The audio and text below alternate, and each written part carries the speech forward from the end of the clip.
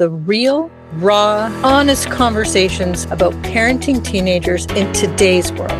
No filters, no sugarcoating, just truth, compassion, and practical insight from experts, educators, and parents who are right in the trenches alongside you. This podcast is where parents come to hear the conversations they didn't even know they needed. My mission is simple: to help you feel supported, informed, and empowered so you can build the connection with your teen that you truly want. If you want to go deeper into this work with me, stay until the end, and I will share how you can connect with me. From my heart to yours, thank you for being here, for doing the hard work of parenting, and for choosing to grow right alongside your teen. Welcome to another episode of Parenting Teens Advice Redefined, where we have the real and the raw and the honest conversations to help support you raise these amazing human beings into the world. And you'll hear me say, it's not them, it's you. But that's where the magic happens, because we then take on the power and show up as the parent we want to be. Today's guest is Donna Pope. She is a passionate advocate in the adoption community and part of a team at Heart to Heart Adoptions, an organization dedicated to supporting children, adoptive families, and birth families through compassionate, relationship-centered adoption services. Through their work, they help families navigate the realities of attachment, identity, connection, and healing, especially as children grow into the complex and transformative teen years. In this conversation, we are diving into parenting teens through the lens of adoption, belonging, emotional safety, and what truly kids need beneath the surface. Welcome, Donna Pope. Thank you very much. I'm very happy to be here. I'm excited. This is a whole I've not done out of a huge number of episodes. I've not done this topic. And I thought when we met, this is really important. This is a whole different level of support that our teens would need, and parents, of course. Mm-hmm. So Donna, what's your story here? What is the point of all of this? No, and as we were talking before we started, I don't know if every parent feels this way, but I am not the expert on it. Me neither. I just talk about it. We just talk about it. And I hope that nobody feels that. I think the biggest thing is for people to feel like you're doing okay. You're doing okay. If you're not beating them and you're not leaving them out in the world to fend for themselves, you're doing okay. And I guess that would be my biggest question. My story is that over 30 years ago, I was asked by an adoption agency, to house birth mothers, meaning these were women who didn't have any place to be, and they were pregnant and placing their children for adoption. So I had an extra room, and I started housing these women that were pregnant and waiting to have their baby. And I found that they were fascinating, that I really cared about them. I remember one woman, she would be in the other room and it'd be nighttime, and I'd hear her go, "Don't touch my feet." And I go, "What?" And she goes, "Get off of me." I think, who in the world does she have in there? And then she'd come out of the door and slam the door, and I'd hear her go out into the patio, and she'd be talking. And I think, who's out there? And then I came to recognize there wasn't anybody else out there. She was schizophrenic. And so she was having these conversations with this entity. And I asked her one time, I said, "Do you see somebody, or do you just feel them?" She goes, "Oh, I just sense them there." "Well, then how are they touching your feet?" And so I began to realize that there are women in this world that are really struggling. And oftentimes we don't treat them super well. So I started the agency with that in mind. But then I really got involved with it because my sister adopted 5 children. So over the years, I've watched her, she's adopted 4, and then she had 1 biologically. And so I've watched the dynamics of these kids. They're now in their 30s. They're doing really well. And then I started an agency with in mind to treat women that are pregnant and struggling really well, and also to treat adoptive families that are adopting really well. And so I've learned a lot over the years about what not to do. I'm not sure that I've got it down what to do. But then in the process, I adopted 3 boys. Here's let's see, I'll show a picture of my boys. Here's when they were little. They were really young at this age. So there's my boys when they were little. And now they're adults. And I can tell you I made every mistake that you could make. But they're still alive. They're still functioning. They're still talking to me. They still love me. I still love them. And I guess that's about all we can ask for. That's my thoughts. Yeah, no, and I say it all the time when parents are like sitting in the dark at 11 o'clock at night, feeling like they're failing, but they're listening to podcasts and they're reading the books and they're asking the questions. They are still in the game. They're still in the game. Still in the game. We've all been there. There's nothing about this podcast that says, oh, I was the perfect parent, so I'm going to podcast about it. Trust me, the opposite. Yeah. So, Donna, I want to start with, raising teens, we know, is probably one of the hardest jobs on the planet. Mm-hmm. Now, what kind of complex layer is added to that when they have been adopted? And is there, and I imagine there is there a difference from, well, they were adopted when they were 3 and now they're teens, or we're adopting when they're 12 and now they're teens? Like, what can we look like? What are we seeing in that realm of adoption? Yeah. Now, first of all, I have to do a caveat that I have never parented biological children. Mm-hmm. So my sister might be better at answering this because she's parented both. But if you were to ask her, between your biological children and your adopted children, which were easier, she'd say her adopted children because she has a really high-strung biological child. And we've teased and said that we've adopted because, they're cuter. and there's a lot of, but the bottom line is they are different than you. There is characteristics that they have that sometimes we don't exactly relate to. And so now I think all parents feel that way. Mm-hmm. I think every parent feels that to some degree. But you're right, there is a layer of complexity on the fact that they are adopted that sometimes can be a little bit challenging. Now, some parents will argue, well, then let's just not tell them. And that is, in my opinion, a huge mistake. Mm-hmm. No, you tell your kids whatever they need to know. Because one of our jobs, in my opinion, in raising children is helping them come to a feeling of who they are and their own self-identity, their own this is who I am. Now, in the process of doing that at the same time, maintaining that attachment with them. Mm-hmm. I know all of us as parents have felt like our children are sometimes too attached to us and sometimes not attached enough. And I don't know the answers to all of that, except for the first thing is to make sure that you're honest with them. And so to ever think in your mind, well, I'm just not going to tell them that they're adopted. No, that's not the way. And then the second question in this world of adoption is, well, how much should I tell them about their biological parents? And that's always a debate because sometimes biological parents have gone through some tough stuff. Mm-hmm. And sometimes, for example, my oldest son, his biological mom was a drug addict. And she was ashamed of that. She and I actually were pretty good friends.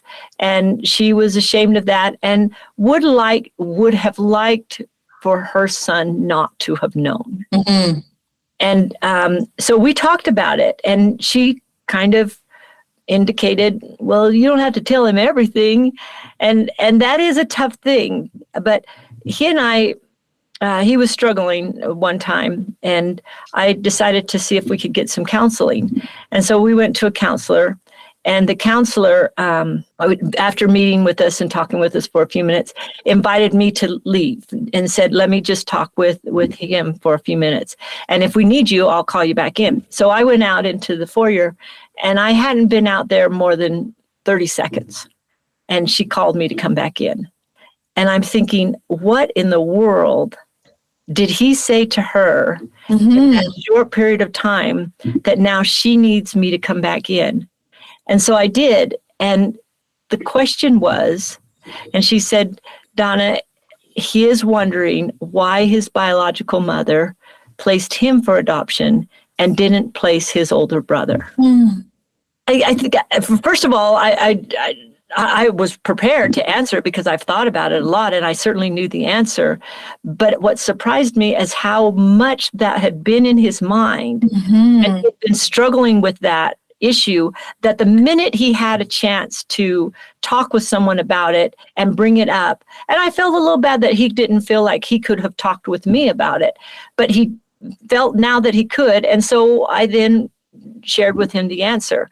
Now, it was hard because the truth was that because of drugs, she had to place her older son with a sister, and then she placed the next son with me. And then she did go on and clean up her life and got off drugs and went back and got her master's degree and got custody of her other son back. And now she has a great relationship with my son, and the two boys have a great relationship with each other. And so all of those things in time kind of work their self out. But I guess the only reason I think they work themselves out. Now, did they work themselves out for the best? I don't know. I don't know what the best is. But, is my commitment and her commitment to stay open to what he needed. And I guess that would be one key. Yeah, I can't. Oh, this part is foreign to me because I wonder, in your kid's mind, like, why did you give me up? And if there isn't a significant reason, like a drug addiction, like if you don't tell them and kind of gloss it over, then it almost would feel like what's the significance of giving me up then? Whereas if it was a very severe, I was in an abusive relationship, or I had a drug addiction, or, those type of situations, like you wonder how kids would really interpret that. And often the big concern is that they interpret it as she didn't love me. And that is never the case. And I can't stress that enough, because one of the misconceptions that people have about women who place their children for adoption is that they don't love them. That is never the case. I've worked with thousands and thousands and thousands of women, and it's never the case that they don't love their children. I'm so glad you're saying this. Yeah. And the reason they do place is because they do love their children, and they recognize their limitations, and they recognize that they can't provide for this child what they want this child to have. And so they make a very, very difficult decision, and that's to place the child with a family that can provide what they can't have. Now, that is extremely difficult for the women and for the husband or the fathers of those children as well. And we could talk about the fathers in another circumstance, but they struggle with it as well. But they love their children, and they know they can't raise them. They know they can't provide what the child needs. So they do an adoption plan. Now, what we have learned over the years is that if they have the opportunity to pick the adoptive family and can imagine in their mind, now this adoptive family is going to provide this and this and this for my child that I can't, then that's very comforting to them. And then if they can have some sort of a relationship where they can see that the child is getting this, this, and that, and then they can feel, oh yeah, good, I did a good thing. Now the question is, what about the child? Yeah. So if the child now is going, did she love me? Well, she kept the other son, but she didn't keep me. Then now they're struggling with this. They're struggling with, well, what does that mean? How does she feel? They need the answer to that. Now, how do you get them the answer to that? Well, there's several ways to do it. One is, and I've talked with a lot of adoptees, and they all struggle with that question. One of the things that's nice is if the adoptive parent or the birth parent can leave a message, can write a letter, can say, I want you, this is my reasoning, this is what I'm thinking. And so that's always nice. Another way that we have learned how to do it is to maintain a kind of a semi-open relationship where there's a way for communication to happen in a confidential way that some of these messages can be shared. And then sometimes there's the opportunity later on in life for them to actually get together, the biological parents and the adoptive and the adoptee. And sometimes that can answer some of these questions. But those questions have to be answered because all of us, what matters to us is, am I lovable? That's a very important question for all of us. And I wonder if kids find out, and what is the situation if kids find out, my biological mom was schizophrenic or a drug addict, or my dad, was physically abusive and is in jail. Is there a connection to how they feel about themselves as in, oh my God, am I like that? I'm going to be like that. Is there that risk? And how do we as in parents who have adopted kids, how do they look at that and address that with the kids? And how would they know they're even thinking that if they don't come right out and say it? How would, is there something that would show up where you would say, oh, okay, this is something that you're thinking about? Now, there's two sides to that. There's two parts to that question. One is, what is the child thinking? And the other one is also what the parent is thinking, what I as an adoptive parent will think. Because here's one of the challenges as an adoptive parent. If you knew the biological parent, you may be thinking the same thing. You may thinking, is this kid going to be a drug addict? Is the propensity in there? Is the genetics there? You may be thinking the same thing. Now, so I can't tell how much of it is us thinking as adoptive parents that now we're, manifesting it onto the child, and how much of it may be genetics and some of those things. And then another thought is to ask the question is, well, should I ever tell them? And that was a concern that I had with my son is, if he knows his biological mother was a drug addict, will he be going, well, I'm going to become a drug addict too? And will he be thinking those things? And absolutely, those thoughts come. So now what do? Well, it comes back to kind of the age-old question of genetics versus environment, and how much of an environmental situation can you create for a child, for them to maybe offset the possible genetics that might be in there. And I don't know that any of us have all the answers to that, and certainly I don't. But I do know that we need to be honest with them about what their concerns might be, not necessarily what our concerns. We need to go talk to a counselor about what our concerns. And absolutely, we need to talk with counselors about some of these things. But then listen, opening up conversations about what their concerns might be, and getting them the support and their help. Do all of us have genetic tendencies? Of course we do. Of course we do. We all do. I'm 5'8". I have no control over that at all.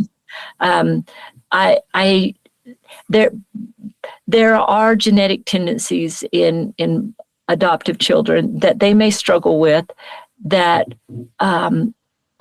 we need to help them with.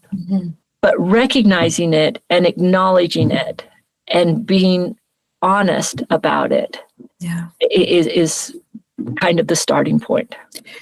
I feel like anything that we hold back from our kids, I mean, there's I guess a gentle approach, there's that gentle conversation, but keeping secrets No, I we can't imagine in any sense of the word, even if, I'm thinking in the case of, I don't know, a sperm bank, or, you got pregnant through a sperm bank, or, a donor. And I'm thinking with Ancestry out there now, like the whole Ancestry, everybody can jump online.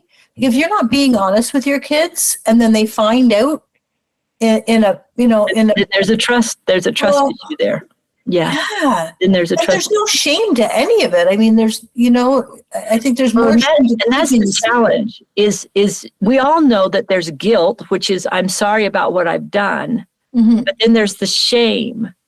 I'm sorry about who I am. Mm-hmm. And that feeling of shame, we got to address that. Yeah. Because if you're sorry about who you are because you're adopted, because you're transracial, because your dad was a sperm donor, because your mom was a drug addict, because of any of those things, no. We need to address those things. Mm-hmm. Because that shame and they don't even know it. They don't even know that that's what's going on. Yeah. And you'll talk to adoptees all the time and they'll be angry. There'll be this anger inside of them. Mm-hmm. And they don't even know what it is because they don't know how anybody else feels. Of course. So they just know that they're mad and they're unhappy and they don't even understand why. And a lot of times it seems to relate to this shame about who I am, that I am something I don't want to be. Mm-hmm. And this becomes especially challenging in transracial adoptions because they don't look like their family, mm-hmm. and maybe they don't look like their community, and so now they're ashamed about who they are. And is there a solution to it? I don't know that there's any ready-made solutions at all to any of them. But certainly addressing it and letting them talk about it is an important thing. In reference to that, are there resources, support groups that parents can say, yes, I have my adoptive child does not look anything. There's no representation of him or her in my family. Mm-hmm. How do we help them through that? Are there like parent groups with the same, so they can start seeing that they are represented? Yeah, certainly. And there are transracial groups, and they're out there, and there are these support groups, and we're trying to create more of them. Mm-hmm. My children my oldest two were biracial, and so it was really important to me to make sure that they were around other people that were biracial. Mm-hmm. And because I work in an adoption agency where biracial happens a lot, that was easy to do. Yeah. So, but that's certainly something that we as parents need to try. Now, unfortunately, for my oldest son especially, we're a predominantly white community, and he did experience racial prejudice at times in his life. And I was I was naive. Sometimes I didn't even recognize what was happening. And probably did not acknowledge as well as I could have. Now, we as parents, we always look back and said, should have, could have, would have. Yeah. And we do that all the time. And I guess all we can do now is acknowledge that we did. Mm-hmm. But on the other hand, that is a challenge that they're going to be facing all of their lives. So being a support to them while at the same time recognizing that some of these challenges are just going to be part of their life, it is a necessary thing. Yeah. I think sometimes we just love on our kids so much, we hope that it's enough. Mm-hmm. But I love you so much, but that has to be enough. It doesn't matter what this guy says down the street, or it doesn't matter, how you're starting to feel about your adoption, or, you're feeling different. It doesn't matter. I love you enough. And it's just sometimes just not enough. And we have to go outside for resources. And I think it's so good to know that they're out there. Yeah. I'd love to ask, is there an age, or do you wait for a sign that it's time to tell them? Is there like, okay, you're 15, you're 12, you're 6, we're going to sit down and have this conversation? Or do you kind of wait? Is there some kind of developmental stage where you say, okay, we're ready now? No. First of all, there's a child should never not know that they're adopted. From the time they're born, there should be little books around about tummy mommies or how different eggs can, something that shows that children can come from different ways. So they even grow up with, it's the norm that people sometimes are adopted. That there's never a big moment that all of a sudden we're going to have the talk, that there's never a moment of that. It's just part of their story. And so even having pictures of their biological parents somewhere, having them have one of my youngest son. So my two of my boys, I was there when they were born, and so I adopted them. My third son, he was 2, and his biological mom was the same biological mom as my second son, and so she had gone back to Austria actually, and then had my youngest, and she sent me a picture when he was born, so I knew he was born, but didn't think anything of it. And then when he was 2, she wrote me and said, I can't do this. Can you take him? And so I said yes. And so she flew out and stayed with me for a week and then placed him for adoption. Now, I could list out all the things I did wrong in that week. And there were so many things that I did wrong. Thank you for that. Yes. I could... particularly, I didn't anticipate the impact that had on my middle son, who at the time was 4.5 years old. So he's 4.5 years old, and here's this woman that comes, and she says she's his mom. That doesn't even make sense to a 4.5-year-old. Wow! It doesn't even make sense to them, and it was so, but even more so, I was being compassionate to her and I was helping her. And there was so much confusion for him. So, I probably did that wrong. But then my now 2-year-old son, he's there. And I'll just tell you a little story. And I don't even know what to do with this story. And I don't know that he knows what to do with it. But she said to me when she was coming, she said, be sure to get a tent. I go, what? A tent? He sleeps in a tent. Okay. And so I went out and got one of these little play tents. And she came and she goes, oh, that's not going to do. And so we went to a camping store and we got a little camping pup tent that could be zipped up. And we made his bed in this little zip up pup tent. And he would go in it and he would zip it up. And you'd go in and you'd zip it down and he would zip it back up again. And I thought, I don't know what's going on here. And then she said, and he's a runner. And I said, oh, okay, no. He runs? No, he runs. He's a runner. And I realized really soon what that meant. If you did not keep your eye on him, he was gone. And I remember we were at a park one time, and I had focused on something else, and he was gone. And I couldn't find him. And we started searching all over the park. And it was a huge park. And eventually, and I called the police and everything, and they eventually found him on the other side of the park and brought him back. And I remember the policeman going, you should keep an eye on him. I thought, no kidding. No. Thanks, Sherlock. I thought, wow. Yeah. And because normally with our children, there's an attachment such that you can go down through the store and you can be buying fruit and you can be paying attention and they're just kind of following you along. Well, he didn't have that attachment. It wasn't there. Mm-hmm. So if you didn't hold on to him, then he was gone. Now and if you said, come on, we're going to go, that didn't mean anything to him. It didn't. And so that lack of an attachment, where he felt attached to you, it just wasn't there. Yeah. And even more so, then he needed to be in a place where he could zip it up at night to feel safe to go to sleep. Now, I don't know where all that comes from. I don't know.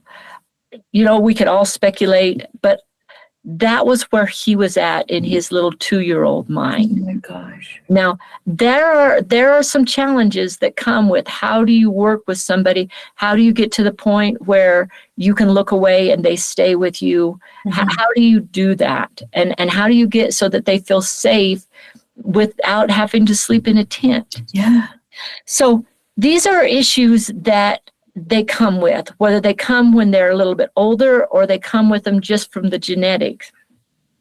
That is a part of who they are. And yes, it is another layer on the challenges of raising children. Wow. And when you talk about this, he's a runner. I mean, you didn't have, as parents, biological parents, we start seeing things. Oh, we took off over here. Now I know. And I feel like he just parachuted into your life. Yeah, for sure. Like 10 out of 10 struggles. And you had no chance to kind of go, okay, well, I've seen this sort of before, so it's just going to get worse if it doesn't. But you're just like, oh, hi. And that's a whole level of appreciation I have for you as I'm picturing that. We see this gradual thing with our kids and we can nip it in the bud, or we can do things to try and, support it. But you're getting like full blown, oh, here you go. Here's a runner. And I can't even imagine. Oh my goodness. So I'd love to talk about, this was my experience when I was in the high school working with kids. And there was a couple that adopted a young boy. And I mean, everything was like ticking along like it normally should. And then at 15, things went completely sideways. And they didn't know anything about the birth mom or biological dad. And after many, many, many, many struggles and incidents, very serious incidents, turns out he has FASD, which I imagine is not uncommon in the adoption world. And again, so he, they didn't anticipate this. And all of a sudden he's stealing and he's, hacking computers. I mean, this kid was a wizard when it came. He could sit beside me and have my credit card information down from the computer and purchase everything on Amazon. Like he was a genius, but it did not fare well at school, as you can imagine. Picked their lock. I mean, they had everything under lock and key and safes and everything once they started to realize what it was. But can you talk about like what happens in an adoptive parent's world where it's like, okay, boom. I mean, even kids with psychosis, sometimes that doesn't even trigger anything till they're 16 or 17. And all of a sudden, can you address that? Or like, what does that look like? What does that feel like as an adoptive parent? What can they do? No, it's a really funny story. I mean, to all you adoptive parents out there, welcome to this crazy world. And all parents there's craziness, but there is someone asked me the other day in a podcast, they said, you said in a podcast how not to be the hero of your own story. How do you not do that? And I thought, you just keep living it, because pretty soon it gets beaten out of you. Pretty soon you're just going, I'm just the survivor in my own story. I'm just trying to be the survivor. Oh my God. I start, first of all, get counseling, get lots of counseling. Meaning, what I mean by that is make sure that you have someone that you can honestly truly talk to, and they won't judge you for this, the what you see in your own mind as failures. Yeah, because in your own mind, you're just going to go and you're going to go, oh, I failed. I am a failure. And the shame that we talked about that children might feel, you feel it, and you feel I am a failure. And one of the challenges is because as parents, we sometimes measure our own value and our own success by the results of our children. Yes. And somehow we got to let that go. We just got to say, my children are my children. I am me, and I'm going to do the best I can. And then I'm going to just accept the fact that they are them, and they will have to be what they will be. But how do you do that at the same time while feeling so attached and so loving and caring about them? Because we don't want to ever cut them off. We just don't ever want to cut them off. Well, they're a stupid kid. Cut them off. We don't want to do that. And at the same time, when they're pulling at our hearts so hard that it's difficult to even exist. I don't know fully the answers. I can tell you all the mistakes I've made. I can tell you some mistakes I've made. And whether or not they were mistakes, I don't know. Yeah. My oldest son, he had lost it. He was kind of into drugs, and I didn't agree with anything he was doing. And I thought, I'm going to try one of these residential facilities, and I'm going to take him down and enter him into this residential facility. And he was probably about 16 or 17.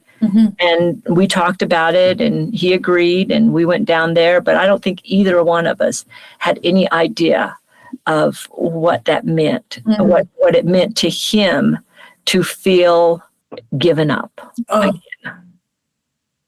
and what that meant to him. Neither did I. Yeah. That's what that meant. Well, we tried it.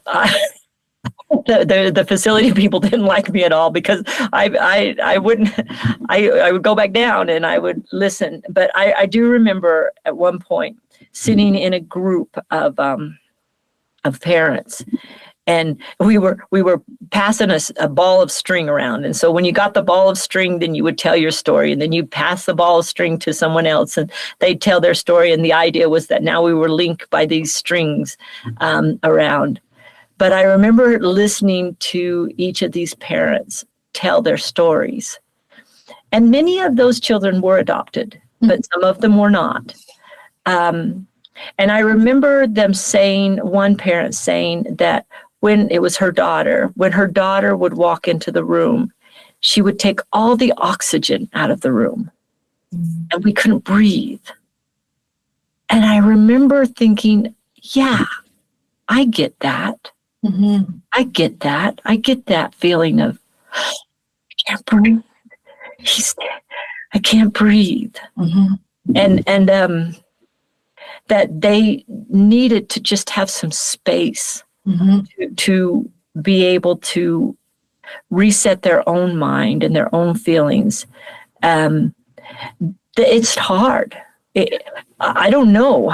For me, that was the answer. And so I had to balance me being able to breathe and the others in the family, and knowing that by doing what I was doing, it activated in him these emotions that he was feeling. It was just hard. Yeah. Now, how do you get through it? You just keep on going. You keep on caring, keep on trying. Yeah. I wrote letters every day, and just keep on trying. And did we get through it? We got through it. Was it the right thing to do? I don't know. I don't know. But we're still talking to each other. That's it. Thank you for your vulnerability there. I felt it. I just felt when you said given up, like, oh my goodness, I can't even imagine that. It was so powerful. There must be on so many different levels, a grieving process. For sure. The kids grieving their biological parents, and maybe grieving siblings they know are somewhere out there. And adoptive parents grieving the fact they couldn't have a biological child, and maybe grieving the fact that, we picked you, we chose you, and yet you're still your own person. What is going on? How did you turn into a different person than what and we talk about that with parents who have kids who are, diagnosed with autism and like severe autism and non-speaking, and they grieve, like they have the shame they tend to express in, I should be grieving my own child. But you grieve the picture of who you thought your child was going to be and what life was going to be like. And it's honest. Like, you have to be able to do that. Can you talk about that sense? Like, do you recognize it in your kids when they are, oh, this is grief right here?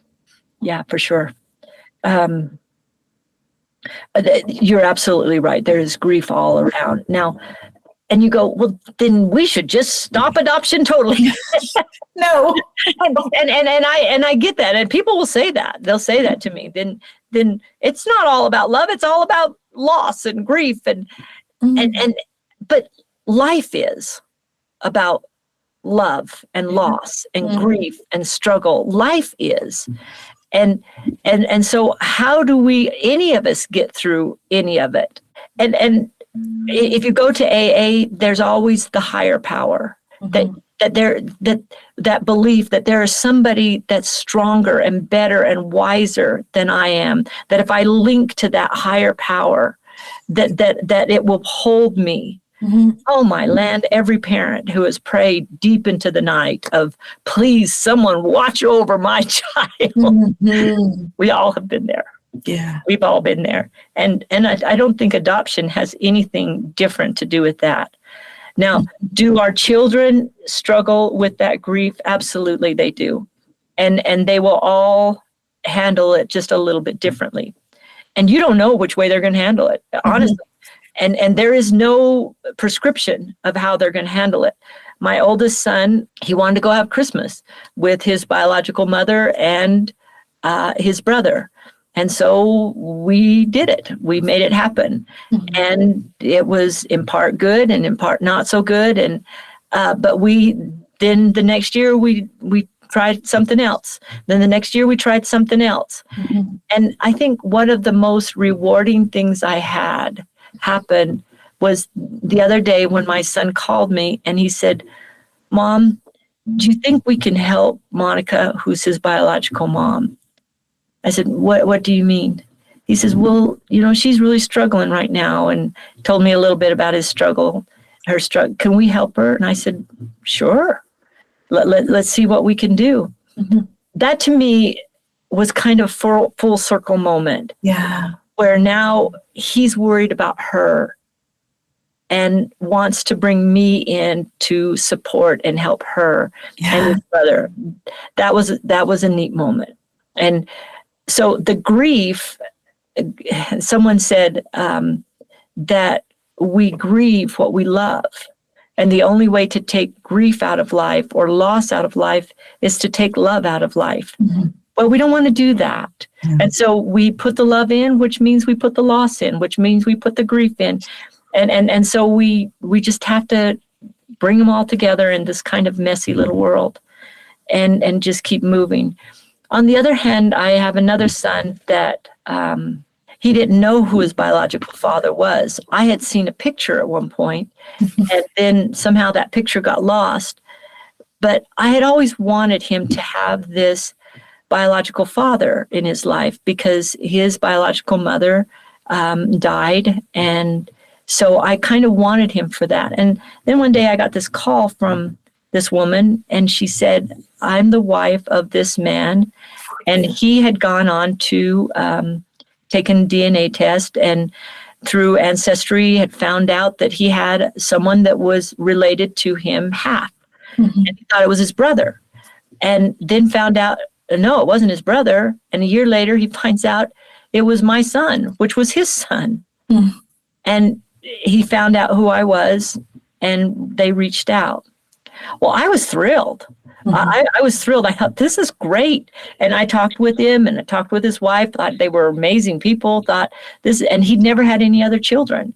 And so I thought, oh, this is going to be so wonderful. He'll be able to get to know my son, and my son will get to know him, and this will be just wonderful.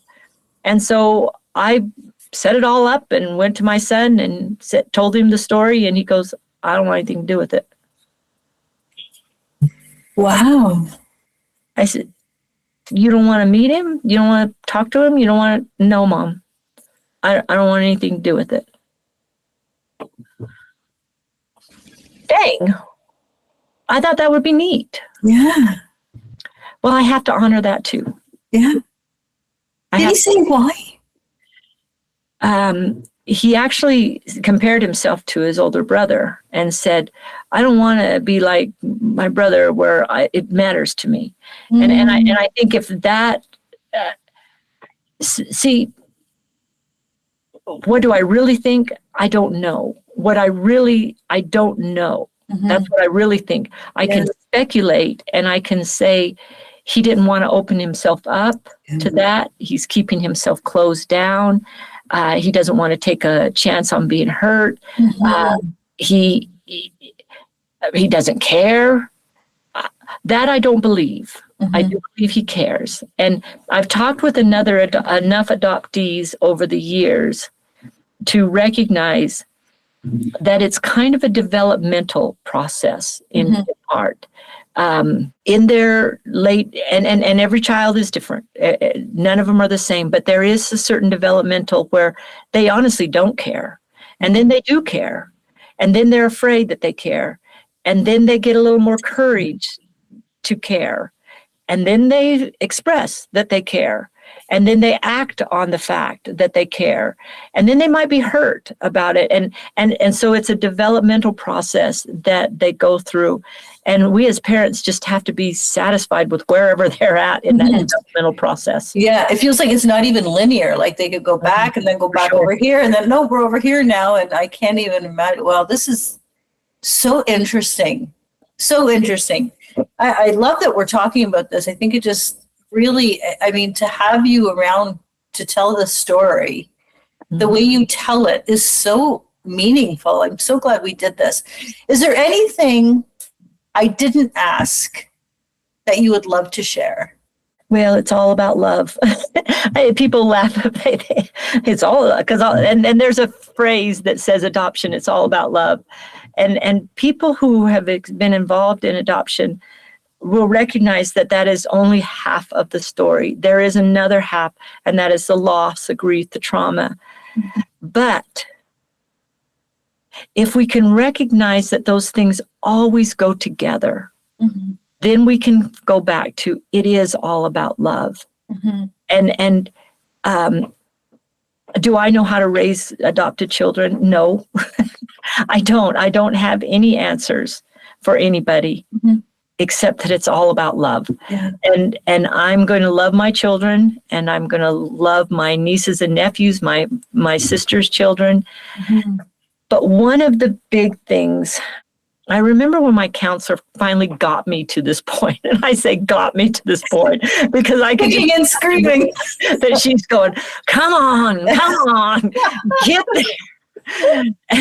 And the point was where I could let go, where I could disconnect my value from my children, where I could honestly say they can be themselves.